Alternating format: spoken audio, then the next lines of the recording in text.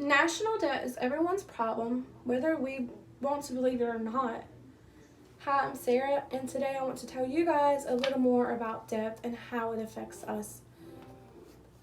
Debt is the state of owing something or someone. We are constantly going to be in battle with debt. Whether we are rich or whether we are poor, it will hold us back. The constant nagging of someone saying or something saying this is due can be overwhelming. The debt can affect you financially and mentally. And although we believe the debt can do us good and buy necessities, it can also be bad and get out of hand easily. According to Atkins 2020, in the article, What National Debt Means to You, he states, from a public policy standpoint, the issuance of debt is typically accepted to the public as long as the proceeds are going to stimulate growth in our economy to lead to a long-term prosperity. We want the money to be good, but it just furthers us into a hole of debt. The debt goes to many things that will try and grow us as an economy, but it's always going to be there. Just like these past stimulus checks that were delivered by the government. The government funded this to try and help from letting the unemployment rate rise.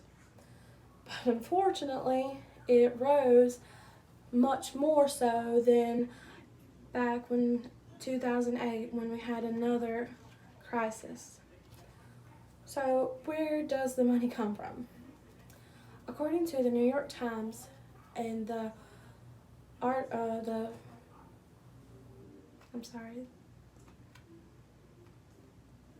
writer Phillips in the year 2020, the article, How Does the Government Pull Coronavirus Relief Money Out of Thin Air? And he states that the government has a official policy that is made to help run the country. Although this policy was set in place, the government did not have all the money that they were able to fund to us. And Trump still signed the bill, thus further placing us into a deeper hole of debt. The national debt affects things like our investments and the economic growth. Here's an example, like from the article, How National Debt Affects Us by the writer Hicks in the year 2018. She stated, while the Federal Reserve controls short-term interest rates through federal funds rate, when the federal government fund rate, when the federal on Treasury securities, it pushes up long-term rates like the one on your mortgage and student loans.